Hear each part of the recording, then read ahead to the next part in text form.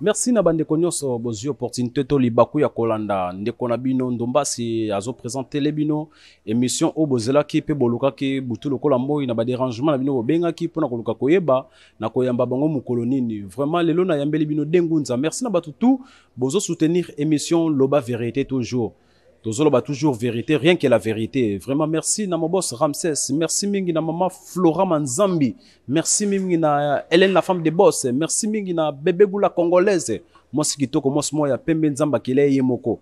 Vraiment, merci na bande ko tout bozo benga par-ci par-là pour na koluka koyeba vérité na makambo etali religion. Banani baza ko bunga, banani baza na nzela, to banani baza na vraie religion ya solo oyo esengi biso to landa. Lelo na yambi dengunza o bazo sambela babenga bango d'autrement tolobaka église des noirs o bako expliquer biso vérité biso toza ba chrétien toza ya kobunga ou bien toza na nzela ya solo.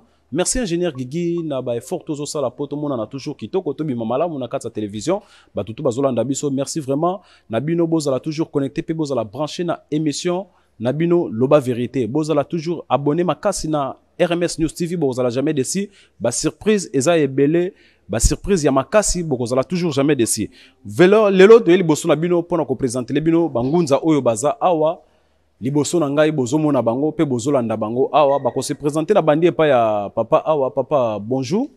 OK mbote yenge bon ngai komo na ngambuta ngimbi ndenge ka clan ndenge tradition Congo elobi avant aux maloba fallait on se présenter komo na ngambuta ngimbi mwaka naza fumu kinanga mwana biskinanga o eza présentation Congo donc na pesi yenge batu nyonso bayebi ngai na émission oyo tozongi susu na masolo to pesi biyenge na ba o balandaka ngai na kati ya poto ya lukao na kati ya Belgique mbuta masakidi ba ya mpila ba mbuta nzimbi bango nyonso babike combattant na bango azongi su na terrain matono mbuta. Vraiment nena loboko na ngai mobali awa papa bonjour.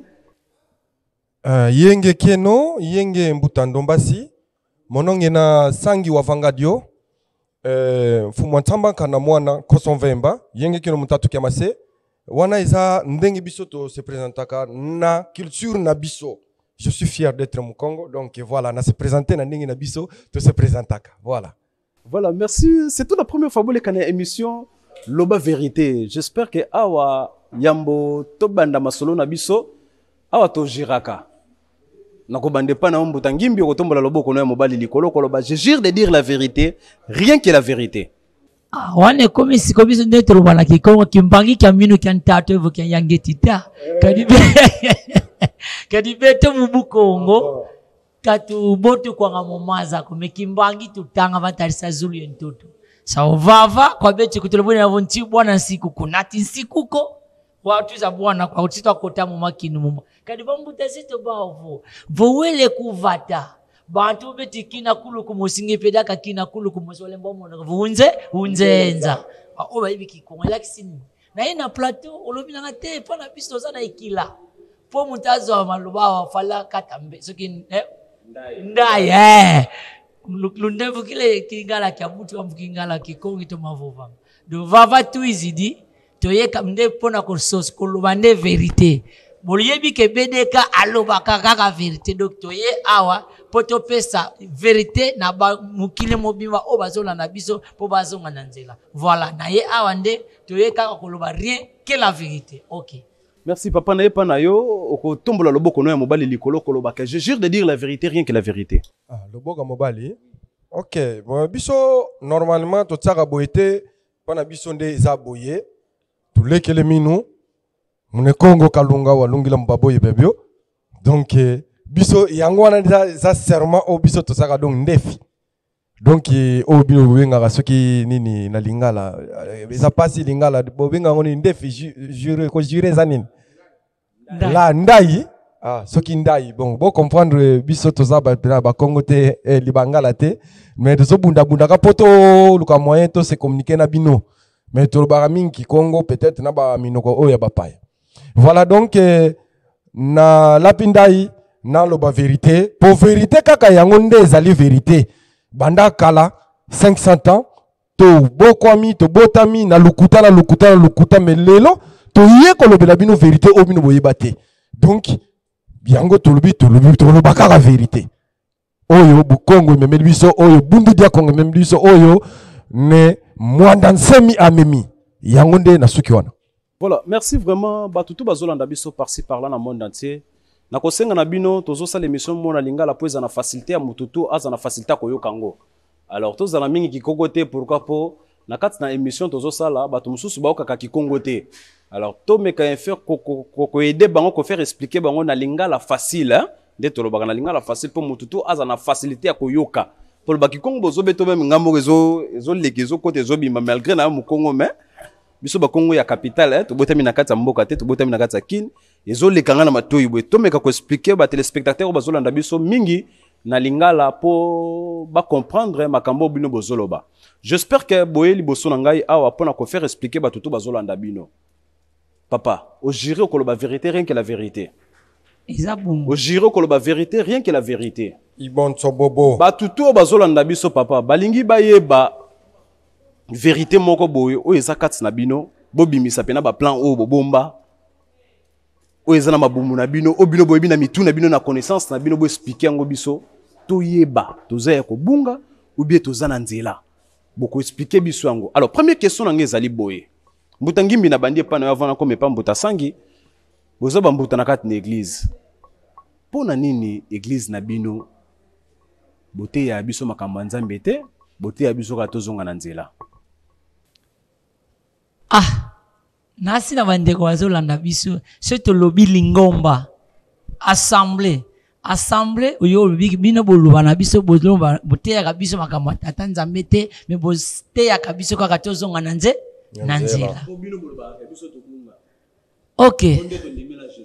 Eza bongo nazoloba boye, nasi na disolo tolekisi na sima tolobaka boye bakongo balobaka avant loba eloko ya lelo loba o elekaki sima po epesa vision na ba musu ba oh na sima or totambolaka ndenge wana tolobi boye biso ba adepte ya BDK toye kozongisa vérité o bakoko na biso basalelaki mondela yaki ko étouffer yango.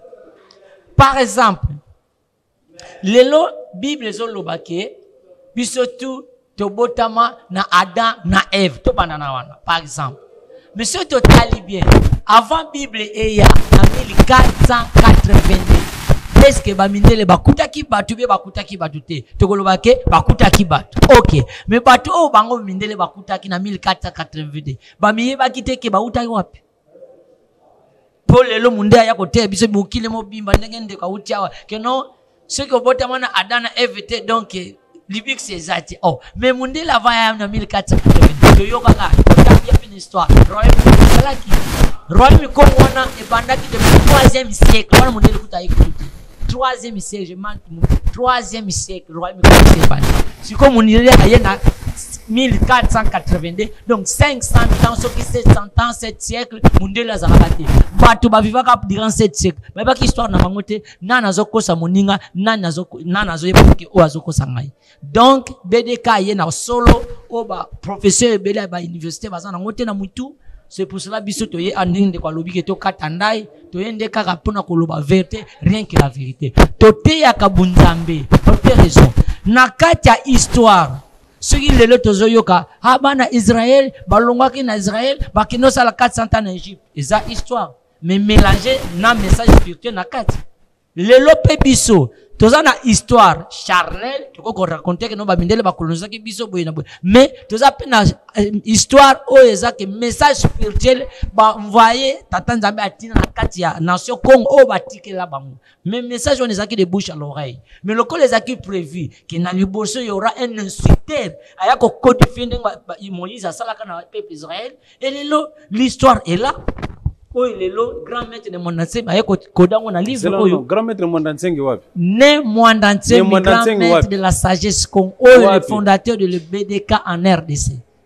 Mondantseng wa RDC exactement azo sala ba désordre kuna na Congo kuno azo sala ba complication na Congo yende tika o distraction ko papa bo tika o distraire batu hein poni bo mema ba distraction o mi mutu bozolanda nde wana izaye wana yango moni bo bungisa peuple ya biso to alanda bino to ndimela bino Mondantseng kuna zo compliquer RDC. Bon eza bongo pour quelle raison biso na Kikongo tolobaka ntumwa kakena nzitu suko mutando kyande mukanda diande Les gens ont glorifié Jésus. Quand Jésus a bandit message à combattre les Romains qui sont partis envahir l'Israël,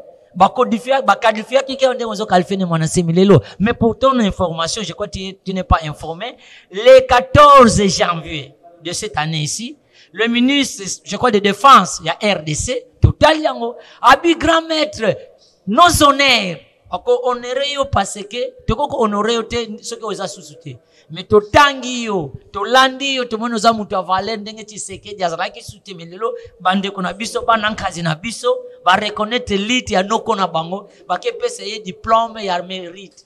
Donc, ba reconnaître que oyaza musali ya solo solo. Yemo ko alobi na bango boye, na kikongo la sagesse comme nos enseigne, kisadi basenda ngaka moloko. On récompense un bon travail, non un paresseux. Donc, c'est parmi bateau bamone ke ne monasemi de valeur positive na kati mboko fa ke pese diplôme de mérite. Donc ndeko ndombasi soki lelo na bandeko bazolanda biso oyo nga na prononcer na ziongo na nzela teme avec de base le 14 janvier 2021 ministre de défense chargé quoi, il y a sécurité, il y a défense, à quel point ça ne m'a semi diplôme de mérite, n'a pas qualification, non, on voit des qualités Mandela en toi, on voit des qualités, il y a pas Kimvita Kimpa, on voit des qualités. Donc, on va reconnaître que ne m'a semi, c'est une arme d'élite en RDC. Voilà, dans ce qui n'a. Merci, toi, pas Mbutansangi, pas na yo awa. Question na tuna ki Mbutangimbi, na zungi non n'est pas na yo. Pourquoi l'église n'a bino toujours, beauté à batu makambu na nzambi muke, kaka, tobungi nzela tozaya ko perdre to ba matia moko boy zaka ko zungisa bato na nzela pona nini ka ba matia wana. Merci. OK bolakisa biso nzela ya malamu. Mbuta Ndombasi, merci pour na mutuna wana na yebite. Qu'est-ce que vous entendez na parole de Dieu? On makamba nzambe za nini? Makamba nzambe batu bakanisaka soko zolo bake omoni bakoko na bino bona boka c'est ça qui bonzambeti bonzambe na biso etindaka ndengwana ndenge Yesu pe anosambela bakoko na ye par exemple na cimetière suki ya Getsemane suki wapi ngo wana eskizenga na zape na maîtrise ya place wana te akena ko sambela bakoko na ye donc mbuta Elia ye muna mbuta Mose baye po ye abengaki bakoko na ye wana grand maître Jésus-Christ. Grand maître. Grand maître, hein? Oui. Ah, boye bien. Excusez, le maître Jésus. Te bandela non lobi grand maître Jésus. Ngali nga folo ba kombando lobi ngo bien grand maître Jésus voilà. Lobi na erreur. Je veux me corriger. Et te lobi bien grand maître Jésus. Bon zo wanga ngo pona nini. Maître Jésus est un envoyé de bien lobi grand maître. Loba maître te loba ta ko balo grand maître Jésus voilà. Nana posolo ba grand maître wana. Ngoyo kama ngone expliquer. Nana posolo ba non grand maître Jésus wana. Okay. Oh, papa. Oui, qu'est-ce que dans la vérité. Chroniqueur, ce qui a perturbé ngate boyo kama kamanena no baisa tellement important. Donc ce boyo bakate bo comprendre. Maître Jésus c'était le lion de la tribu de Juda. Ah oui, bagango frère. Maître Jésus, le lion de la tribu de Juda. Voilà. Oh! Dans ce monde, il y a le grand maître Nemwandansemi, c'est l'homme qui mate les lions. Où c'est la grande différence entre Jésus et Nemwandansemi? Non, je te dis la vérité, c'est que vous ne savez pas. Excusez-moi, Nabandi, on les a introduire. Nous introduire dans le boye. Le maître Jésus, à Kenoko Sambela Bakoko Naye, ce n'est pas grave. Non, il n'est pas grand maître parce que grand maître c'est Nemwandansemi. Lui, il est le Makanda là. Et tu vois la différence? Excusez-moi. Oyebi Makanda le lobinini. Oyebite. Oyebi le Makanda la te. Donc, c'est-à-dire, le grand maître Jésus a yé pour les brebis perdus. Ok, bien. Yoka, pour les brebis perdus de la maison d'Israël. À ce qui n'est wana. Yé mtazolo bango. Aye pour na brebis perdus de la maison d'Israël. Mais ne Nemwandansemi longi wa babo. Vous comprenez? Yé aza ne makandala. Donc yé aza grand maître. Jésus aza mwana muke par rapport à des Mwandantsemi. Na âge na solo ba na grandeur à spiritualité. Parce que la mission de Mwandantsemi c'est diffère de maître de Jésus-Christ. Attends. S'il te plaît. Na otiko le place sur la toki misanga question s'il te plaît. OK, tu peux venir. Eza plateau na ngai aux invités. Je t'attends. Oko ki misanga question. Na katsa question tozana ba sous question. Tant ozolo ba yana ba question zobi na kotika kote. Effectivement. Alors pona lukana iba ba to makambo ozolo ba ba olanda yo papa. Qui na biso na gauche te ko na biso na droite te o giro ko la vérité rien que la vérité so zo ba Mwandantseng aza grand maître ya Jésus. Je te corrige d'abord Mwandantseng te moné Mwandantsem ya ngwana ka lobi yango l'esprit créatrice c'est ça le nom. Bon comprendre ka ce que so bomba combo ya mutozo massacrer combo ya grand tout monde ngona ça grave pour nanga. Est-ce que tu comprends? Zela papa zala kimia voilà plateau nango invité. Bon toke pena to lo ba. Na posa na c'est plateau voilà biloko fo bimisa na libumu wana. J'en ai voilà fo ngana na poso fo lo baboye même mutangimbi il faut obimisa na ba plan wana ba ba vérité vraiment. Vraiment je salue mon boss Ramsès Place Azali vraiment azolanda yo en direct. Tout ça na posa to ba vérité oyo lobi keno les Mwandantsem ozoloba bon papa aza grand maître à Jésus tozotala na kata histoire arrivé à Christ ndenga botama ata boloba kaza mwana muke mais Jésus abotama lo lenge moko te ndenge biso to bimela na mokili soki boko ignorango Jésus Marie azwa zemi ya Christ et kota na nzela mwasi na mobalité là vous savez histoire là boye bien très bien Mwandantseng aye abotami na mokili nanzela mwasi na mobali pe aboti bana na mokili papa yebisanga baza kokufa ya Christ eza akufa ndenge moko na biso te ba miracle ya sala Mwandantseng ya sali yango te. Oui, je te dis la vérité. Mwandantseng ayebani na Angola na Congo Brazza na RDC akabo mais Jésus histoire ne yebani monde entier. Parce que okokosa ba téléspectateurs bazolando nini po nanya ko croire yo keno Mwandantseng a grand maître à Jésus. Soki conscience à Mwandantseng yembo boko sele makambo yebi keno Jésus za likolo na ye. Soki kimbangwa ndima e bongo Mwandantseng ba lobi lobia. Oko expliquer nini na ba téléspectateurs bazolanda. Merci pour la sous question to mituna yase oye nango. Nangana lobaboye. Vous confondez les choses. Expliquez papa. Mais maître Jésus est venu dans ce monde nenga na botama. Donde maman na biso botanga ndenge pe babota ye. Ça c'est le principe de la biologie.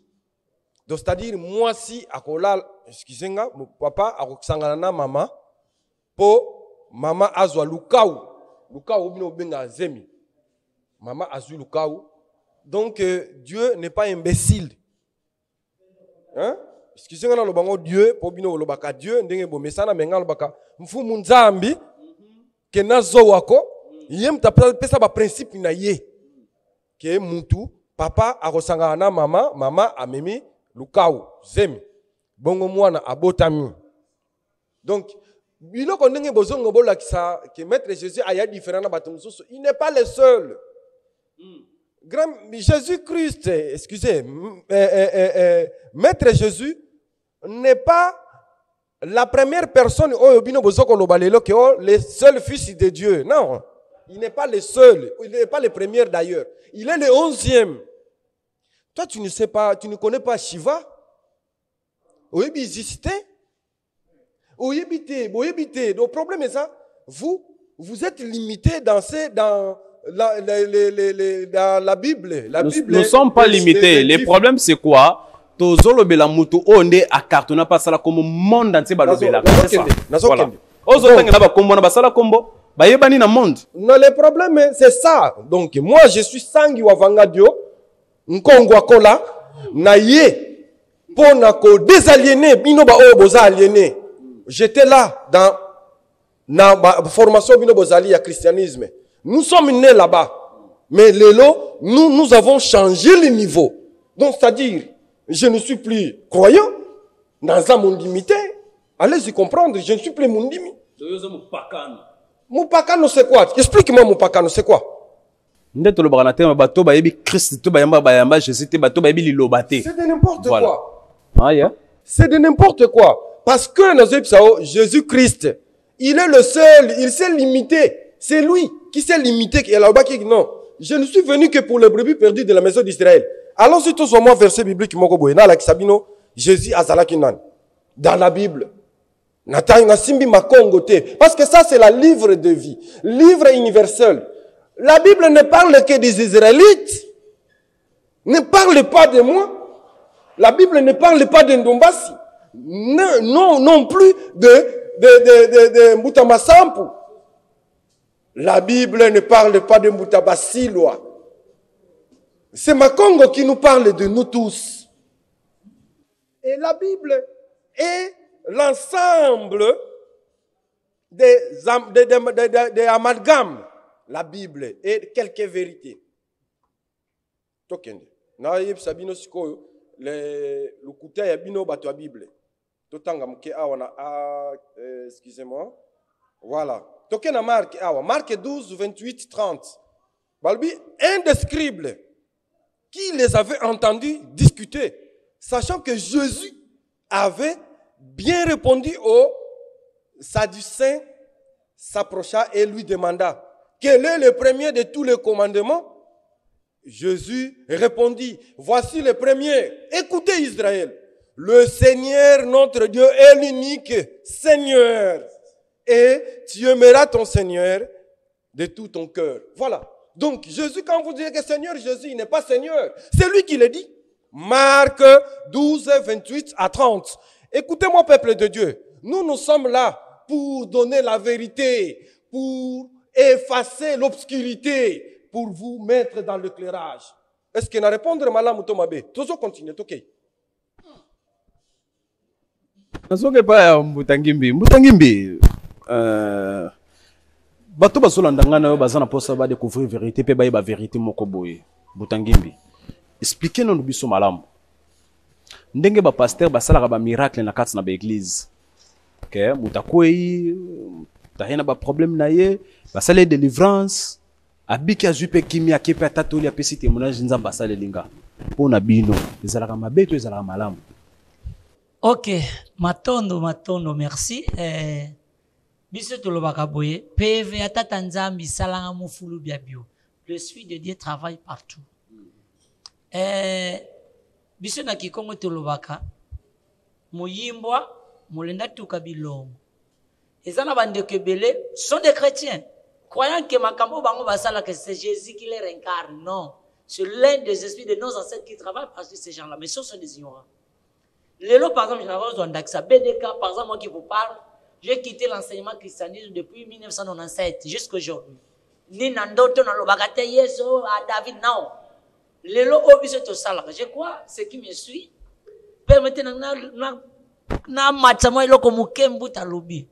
nous, si on fait la différence entre Fumu Mwandansemi et Fumu Yisu, ok, Jésus, du point de vue mission prophétique, et mon enseignant, Jésus, permettez, ce qui sont en train de me suivre, selon l'histoire, je dis bien, selon l'histoire, Jésus a travaillé pendant 3 ans. On l'a tué chez les Romains. Et mon enseignant vient de travailler 30 ans, qui est plus puissant que Jésus, que mon enseignant, entre Jésus et mon enseignant. Bibliquement parlant, le 24 avril 2020, on a vu des chars de combat aller chez mon enseignant, le monde entier a bougé. Je viens. Les exemples sont pas le monde entier l'ont suivi.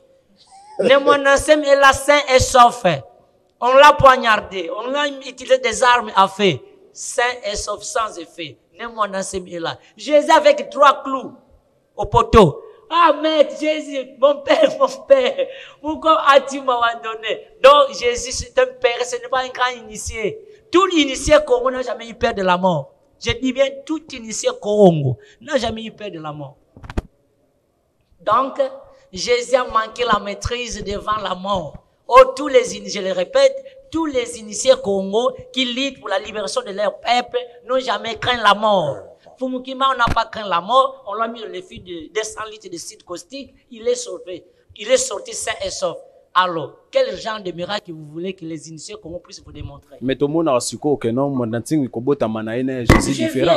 Même ba miracle oh Jésus ça là. Mon anting mina ça là je vais vous le démontrer noir sur blanc. Qu'est-ce qu'on appelle Boutuka comme Mwanda Velela? Il n'y a qu'un unique principe comme Boutasang Velela. Le dire, si Dieu savait que les femmes vont avoir des grossesses par l'esprit, il ne pouvait pas créer l'homme. Non, l'homme, parce que moi j'ai fait l'électricité, sans le fil positif, l'électricité, la lampe ne va pas s'allumer. Quand on kente ye bakala vudingolo tubokla mkikongo maluma que les scientifiques appellent les spermatozoïdes. C'est ça qui féconde la femme. Donc vos bakala kababunde ne kente konketo kana sala baka vumuko. Maintenant ceux qui me suivent au plateau, je pose cette question à tous les théologiens, à tous les physiciens, je ne sais pas, à tous les biologistes. Depuis que Marie a eu la grossesse de l'Esprit Saint, donc Dieu ne travaille plus. Il n'y a pas de femmes qui sont vierges que Dieu puisse engrosser. Donc, Marie, c'est la femme que Dieu a utilisée. Ok. Maintenant, je dis ceci. À travers le monde, il n'y a pas de filles qui sont vierges, qui ont la sainteté, que non, Dieu peut l'utiliser pour engrosser encore une jeune fille qui est encore vierge, pour qu'il puisse renaître encore un nouveau Jésus. Donc, Marie, il était l'unique femme que Dieu a utilisée. Et à partir de l'utiliser Marie, jusqu'aujourd'hui, donc, Dieu n'a plus besoin de faire de rapport sexuel avec une autre femme. Mais pourquoi le monde veut amener les gens dans l'obscurité comme ça? Donc, ça, c'est des mensonges, je ne sais pas, à 10e dimension. Donc, ça, c'est des mensonges. Si aujourd'hui on dit que Marie a eu donc, une grossesse de l'Esprit Saint, donc c'est Jésus c'est Dieu qui a violé Marie. Je crois que c'est ça, on veut dire. Sans être marié. Makambo bozome manga oyo. Nazonga none pa ya Mbutangimbi. Mbutasangi vraiment pardon, Mbutasangi nangina lo balio ko moko boye. Ndenge ba chrétien ba kendaka na kat l'église, ba pesaka offrande, ba pesaka na dîme. Ba sala ka mabe, to ba sala ka malamu. OK, donc c'est-à-dire par rapport au christianisme, je ne sais pas. Parce que une seule chose n'a introduit par rapport à une seule chose, il faut comprendre. Quand vous voyez un noir christianisé, parce qu'ils n'ont jamais été des chrétiens, ils sont des christianisés. Donc, un noir comme moi, Mbutasangi, christianisé, c'est de la fausseté. C'est la fausseté à 3 dimensions. Je vous dis, c'est là papa landana Nabi, boza perdu à 3 fois. Donc si on a 3 fois, keba na bukongo est dangereux. Donc moni mukolo 3 fois, keba. Loba siko on a expliqué à téléspectateur balanda to bungi na nini. Bobunga to salaki ngape na biso na zalaki ya kobunga. Mais vous n'allez pas voir ça parce que oza mprofo. Mprofo, c'est-à-dire l'aveugle. Oyo, na latin balobi, oculos absed non vides. Vous avez des yeux, mais vous ne voyez pas. J'étais aussi aveugle, mais depuis que je vis des choses, je suis devenu quelqu'un éveillé. Alors, vous êtes comparable à un enfant qui est né dans les prisons. C'est-à-dire, le standing, le planning ou la surface de la prison est suffisant pour nous parce qu'à bota mandengwan amon la ngondengwan esuka ndengwan vision na esuka wana. Ce qui est différent, le jour où nous sommes mwana bimisa ye awa toza na mbanza Luanda, toza na mbanza Luanda yaka na mwana wana meme na golf doge, yaka na mwana wana meme na palanka mwana ko bela liboma to akokufa. C'est-à-dire makambo komona wana eza grave parce que aza otobengaka a mesana na makambo na environnement wana te. Tu vois? Eza pe lokola biso tangu mbala liboso na monaka ne mwanda ntsemi ezalaki na mboka Matadi na bangaki makambo azokolo bangabi mais tato azandoki. Azala bena ndoki solo azandoki ta. Oui, na Congo to ebiongo manda tinga azandoki. Oui, ça c'est mon témoignage. Est-ce que tu veux quoi? Mais ça bena ndoki solo. Tu étais avec moi. Donc, c'est-à-dire ngamna loba qui par rapport à makambo ona yoka ki ye azokoloba. Il parlait sur le 3e œil.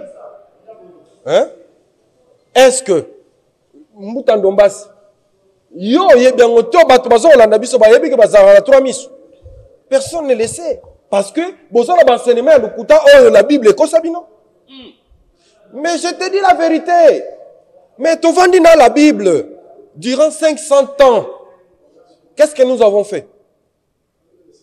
Qu'est-ce que la Bible a apporté au peuple africain? Contrairement, la Bible vient nous détruire parce que cette Bible que vous voyez. Proverbe se détruit, ok. Et détruire la culture, l'intelligence. L'intelligence, merci. Qui manipule le pouvoir?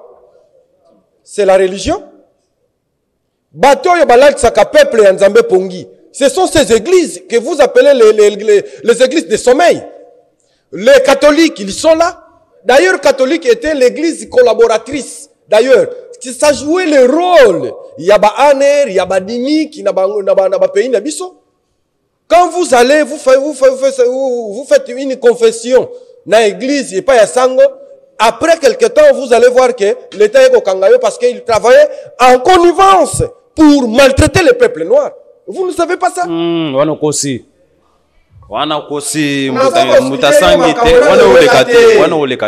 Nabi, Moutandombasi. Je te dois beaucoup de respect. Yo benginga opone ko s'exprimer makambo na loba ngo na ko na biso kuna. Mais nazo ko loba po opesinga opportunité po batoyo, bazo ko landa biso ba comprendre makambo nazo ko loba. Donc c'est-à-dire les églises chrétiennes ne sont pas là pour toi. La religion chrétienne est au service de ce gouvernement qui nous gouverne, qui nous maltraite. Est-ce que vous ne savez pas ça? Mais vous n'avez pas osé argument, mais nous allons continuer. Osé argument qu'on a parce que tu ne peux pas me prouver le contraire. Les gouvernements africains, ils ont maltraité, ils sont en connivence avec l'église. Mais ces pasteurs, messieurs, Moutoanzondo TV, assis à l'Oba bien, nous bouffons de l'argent, nous collaborons avec les dirigeants pour que tout le monde s'accabatoue pongi.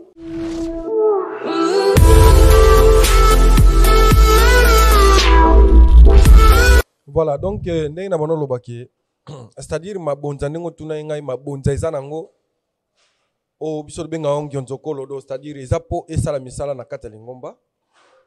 Pana bango na éviter ceux à ndenge nini mais biso eza important parce que bon mabonza na ba dimi ezala mabeto malamu yoka nazo ba na lobana pona mabonza na bi mabonza ezapo esala misala na kati ya lingomba mais ezala pona po chamutu. C'est ça la grande différence entre Bundu dia Congo na mangomba o euti musika o eye ko ya importé.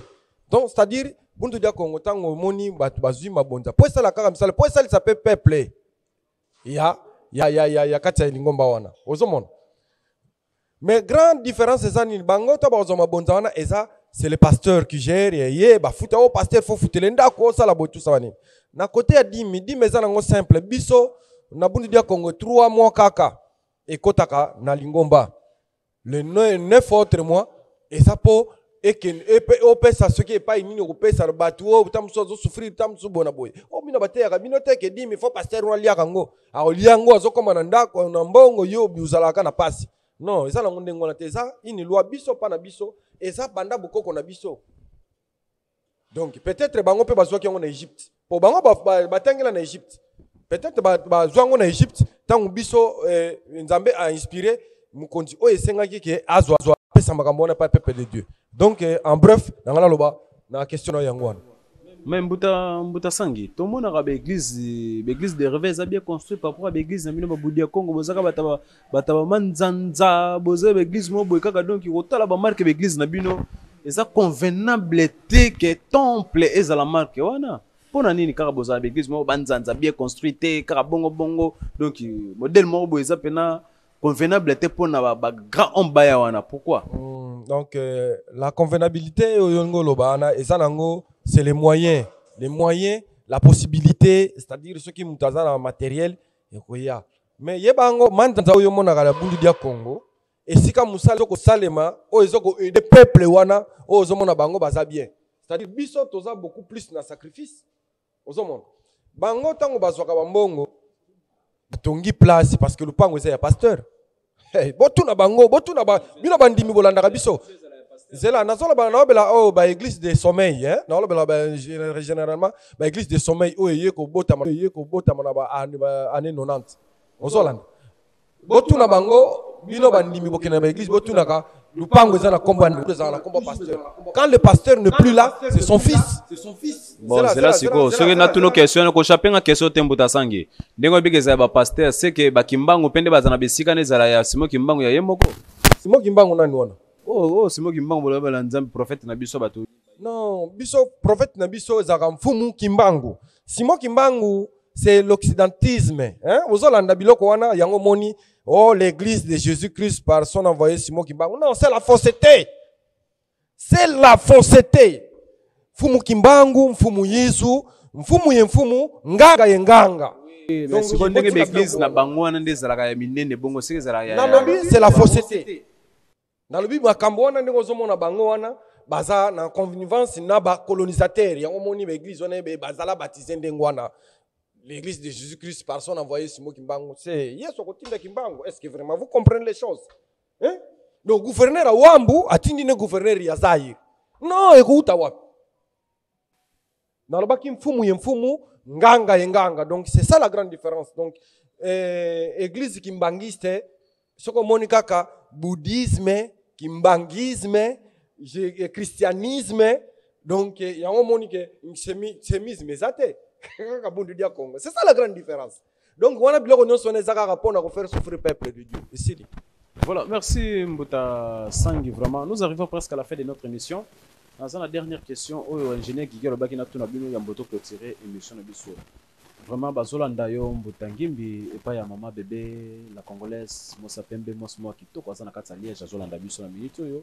Azana question mo dernière question Lobaki na tuna ingénieur Guigui na tuna yo Mbuta Ngimbi na Mbuta Sangi etake ba mfumu ba doyen ya kati église bato boyebi religion très bien. Question moi ezali boye Mbuta Ngimbi.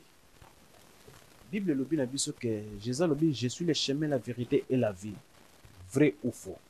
Je dis vrai na peuple israélien. Non. Je bien. Permettez, je m'exprime. Vrai pour le peuple Israël parce que le message de Jésus concerne que le peuple d'Israël. Si les Romains ont commercialisé le nom de Jésus, c'est pour combattre la culture des autres peuples à travers le monde. Je sais de quoi je parle et je pèse bien mes mots. Dieu envoie chaque nation leur libérateur. Maintenant, une sous-question à tous ceux qui me suivent. C'est quoi, Zela? La question est, Zela n'a qu'à toter Mbuta Ngimbi. Moi, sous-question, moi, qui est. Au lobby, le Congo est la capitale. Nous avons bâti la libérateur à la nation. La nation, bien, le continent. Je dis nation ou contre pour quelle raison? C'est aussi dans la race jaune. On a total vietnamien, total japonais, total peuple wana. Tout ça peuple mo éclaireur kuna ezaba peuple jaune ezaba japonais. Donc ce qui le monde jaune est mati référence à du Japon. Ceux les autres soit Israël référence parce que ezaba peuple mo d'élite. Sur total tous les grands scientifiques, je crois sont des Israéliens. Surtout que na race mususu tozui race indien. Bango pe bazana idéologie bazana vision moko de peuple eli na race wana. Alors éclairage bango bazwaka pour ba transmettre ngo na ba ikolo mususu et o ezaka fait partie. Alors dans le sens que message à Jésus et ya quitté pour et panja na mokili pour quelle raison? Dans la Bible, je crois dans quand Jésus envoie ses disciples à l'évangéliser, il avait bien précisé, n'allez pas, c'est la négation. Allez plutôt vers les brebis perdus de la maison. Oh, vous et moi, nous sommes des Africains, on ne fait pas partie de ces messages-là. Donc Dieu a utilisé des prophètes noirs. Je vous dis ce qui est vrai. Par exemple, avant même l'arrivée des envahisseurs, en 1457, je répète, en 1457 au Royaume Congo, il y avait un prophète appelé Neboué Lamoine.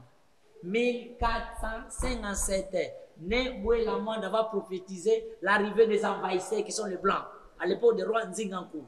25 ans après, en 1482, on a vu l'arrivée de Diego à Soyo. Donc, l'Esprit de Dieu chez nous parlait déjà à travers nos prophètes.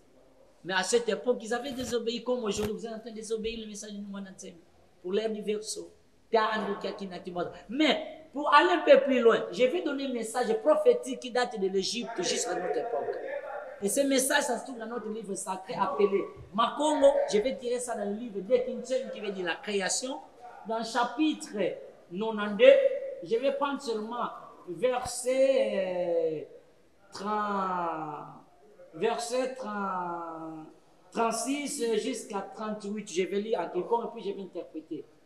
Kuvila kanadioko o nembe mazulu vo mukanda diakuda bena Kongo munatuka ntemo wanene unanata ntiku musu ina mwanga na munti zazo zakatiopa. Ça veut dire quoi? N'oubliez pas, à toi Nembe Mazulu, l'un de nos ancêtres qui nous a amenés de l'Égypte, à partir de tes descendances, à partir de Bana Nayo, Batekulu Nayo, lumière qui éclaire le monde, qui est dans la nation Nayo, Banane, Wanabazulu, Bakongo, message moyen. Ça, c'est un message qui date de l'an 220 avant la naissance de Jésus. C'est ce que je suis en train de lire. Ne m'en assez mais copier mon bibliothèque. Non, ce sont des révélations. Donc, pour tout, message dans le livre, ça concerne toute l'humanité tout entière. Car il y a une chanson que mon ancien m'avait chantée en l'an 2015. Il disait ceci: Mizakwa mono longa batu babo, unzaya mvimba kalunze iko, tamugu ifwane si kwenda kwame, kamotuko ukundi ongina. Qu'est-ce qu'il veut dire? Moi, je suis l'incité de tout le monde. Il enseigne les Américains, il enseigne les Chinois, il enseigne les Coréens, tout le monde. Le message de mon enseigne,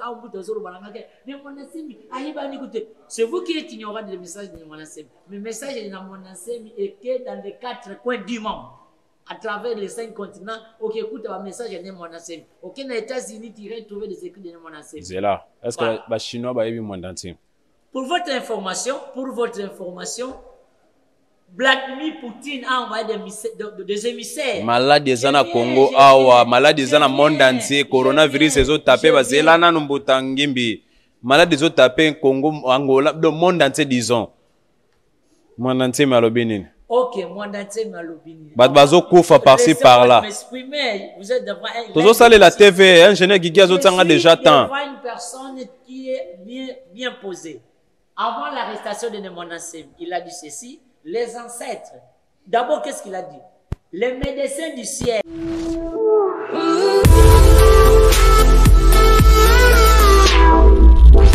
Ok, nous allons répondre comme coronavirus, Ndomba Satuninga.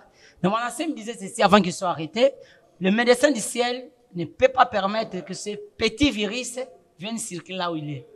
Mais total, il va montage gouvernemental, le gouvernement RDC, le 17 août permettait, je ne sais pas si c'était au mois de juillet, pardon, total, mon ancien atteint de corona. Ok. Pour te l'accès anti-corona, ok, anti-coronavirus, on va continuer à ça la virus, il y a coronavirus, supposons, mais, va me laisser pas que ça la test, il est ça. Pas qu'il ne coûte pas beaucoup, mais virus, il a dit, côté aggravé, tu as repoussé la tête. Qu'est-ce que ça la kisi? Moto wapi mwana tem tobi na Kongo mutakisi. Problème ezate. Mais qui se peut ça pour ya ko azandoki. Problème ezate kindoki za tatanja mapesa. Kindoki za maye. Boignora mindele me bilamba bole tambundela sa. Les premiers inventaires ya bilamba za kibisu na Égypte. To salanini lelo les grands mathématiciens bayebi ke hiéroglyphe, mathématiques, physique, c'est l'origine égyptienne. L'astrologie, tout. Zamba pese ke maele tout luka kisi pona corona mandating. Azanango. Oui. Et bimite pona ni. Mais pour nous moi de possession qui a sabana yeye bozobanga. Donc la kisi ke azana la capacité on a pas yemo kaloba kango. Les ancêtres monde donné des formules pour nous guérir. Et ça n'a pas vidéo on a nazo ezate ke non nazo ngo na nzete yemo ko abinya aloba. Koko ba ko laksa nzete et ko guérir coronavirus et même mbuta mampese a fabriquer mana covid et so et puis que ça bat ba Congo donc to zana don wana. Merci Mbutangimbi. Na yo pa na yo dernière question na biso Mbuta Sangi. Bible le na biso: je suis le chemin, la vérité et la vie. C'est la parole des grands maîtres Jésus. Zela nanu. Ah, papa.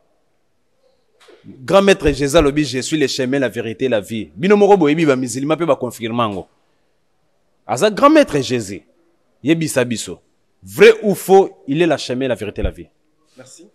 Donc, nous allons répondre au cas na verset biblique. Il y a verset biblique qui veut répondre makambo yozo bawana. Yoka na Matthieu 15, verset 22 à 24.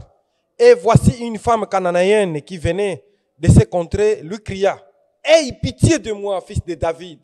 Ma fille est cruellement tourmentée par les démons. Il ne lui répondit pas un mot. Pour ça, grand maître n'a été. Et ses disciples s'approchèrent et lui dirent avec insistance: renvoie-la car elle crie derrière nous. Ça, c'est la réponse de Jésus. Et après, il lui répondit: je n'ai été envoyé qu'aux brebis perdues de la maison d'Israël. Dans l'article 26, il y répond encore: il n'est pas bon de donner le pain des enfants aux petits chiens. Alors, yepsanga sikoyo, mutandengo na zagra maître ya nani? Kaka ba Israélite. Monte yemoko, makamana zolo bana zolo bango na makongo na bisote. Na lo bango kaka na Bible ya ba Yuda. Bible oyo ya ba Yuda. Po histoire za kuna ya ba Yuda. Histoire na biso za tena yepsa bino de yango. Donc je vous réponds par rapport à la Bible. Ça se contredit elle-même la Bible. La Bible n'est pas un bon livre. Un bon livre sacré. N'habitez ce qui est sacré, mais c'est l'amalgame de plusieurs sottises et de quelques vérités. Donc, ma réponse, ça c'est le maître Jésus qui répond. Article yangwana botangi pardon nini yangwana ba verset yangwana Matthieu. Ça veut dire c'est faux que ça nzela pe solo bomo ité. Pour na ba israélite c'est bon, mais pour na biso koto de si to déclarer. Pour na biso siko nani aza nzela pe solo bomo ina biso. Donc makambo wana bozolo bana selo na bi bokota mama occident pa na biso te. Biso to za nzela solo po bomo ité, mambo wana ebite ti wa biso koto to bunzambi na biso. Bukongo, so bolandi bukongo nde bokomona ntemo. C'est-à-dire l'éclairage. So bolandi bukongo nde bozwi ntemo. Donc le chemin, la vie, la vérité, wana c'est makambo bango. Ya biso te wana. Donc landa bukongo. Oyo ne mwanda nsemi azo kote ya biso sans orgueil parce que mutu wana aye boyebi yete papa mutangimba oto yemba nzembo soko comprendre kikongo mbele ebeti na mutema. Mais au comprendre kikongo te bino bo comprendre kikongo te ba expliquer bino pe. Donc c'est-à-dire bolanda makambo yo ne mwanda nsemi aza longi wa babo. Yaza longi wa bakongo kaka te. Maza longi wa babo, mais c'est normal pour mutu abima, faut banana ko bima na ekolo moko boye quelconque. Moneti Yesu la kata Israël azali ya bayuda. Je suis le lion de la tribu de Juda. Aso ko se vanter yango. Donc c'est là mutangi minde biso tolanda Jésus boye veli toza na perdiction. Nasi na lobi yango combien de fois awa. Na lobi un peuple noir, africain, noir, oyo aza christianisé, aza na obabengaka, c'est-à-dire aza colonisé. Aliéné. C'est pour cela que nous avons biso ba makesa mabundu dia Congo to telemi boye pona ko désaliéner bino et kozala turo tozoya na malembe mais kozala air moko comme de force parce que balobi kinkole timbula itumbulwanga donc tokoya na malembe ka te so expliquer na malembe rien moi de papa azokote ya moi na malembe na mbala misa tozoko te suka na nini akozwa na mbala matodi ya mbala moko donc chicote. On a beau créer guerre dans le monde. Mais ceux qui ont gagné guerre, tu as gagné parce que biso tout ça est là quoi. Il y a yé mutati. Ndé to mona na ba Congo bozo beta bandike soko mama sa c'est on beau gagner na kindoki na bino. Na kindoki wana yango nzambe atika na biso sikoyo. Parce que biso le problème est ça. Nous le faisons par amour. Or, quelque chose qui se fait par amour est divin. C'est ça la grande différence. Voilà, merci Mbuta Sangi. Nous arrivons presque à la fin de notre émission. Deuxième partie Zali, merci l'invitation Ndimaki pour une invitation à Bisso Mbutangimbi, merci Mbutasangi l'invitation pour accepter qu'on arrive pour nous expliquer peuple de Dieu esika nini biso totelemi. Merci ingénieur Guigui, merci maman Lena la belle, la femme de boss, merci maman Bego la congolaise, moi ça pembe moi kitoko nzamba sala ye moka bimana mopanza mutute. Merci beaucoup na maman Flora Manzambi, merci à mon boss Ramsès, merci vraiment na bande ko tout besoin opportunité à kolanda émission Loba Vérité. Toyambaki Mbuta Sangi na Mbuta Ngimbi bayaki ko expliquer biso vérité esika peuple de Dieu tozali.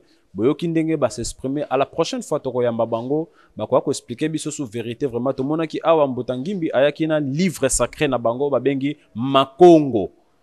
Makongo yango bomoni azana makambo bela lobi faut expliquer peuple de Dieu mais TV tozo salela toujours temps boyoki pe Mbuta Sangi ndenga lobi azana makambo bele ako expliquer bana na Nzambe bolongwa na nzila tolongwa na distraction tozana envoyer na biso oyo Nzambe atindeli biso awa na Afrique soi-disant de bango balobi mwanda nsemi onga na bina Kongo zo compliqué gouvernement congolais kuna bakange na kasho mabe baboma bato na bandika mabe bon on ne sait jamais là où nous sommes vraiment wana za bino nde boko juger soko sepel na mission oyo tindela biso ba question na numéro eza affiché na télévision na yo poto tu na bango to kamba bango la prochaine fois pona ko expliquer biso lisusu place nini tozali numéro na biso eza contacter yango na télévision tinda ba question benga biso partout ozali ba question no tokoloba yango tokotuna bango yango bozala connecter pe bozala brancher toujours na émission Loba Vérité pe na chaîne na biso RMS News TV.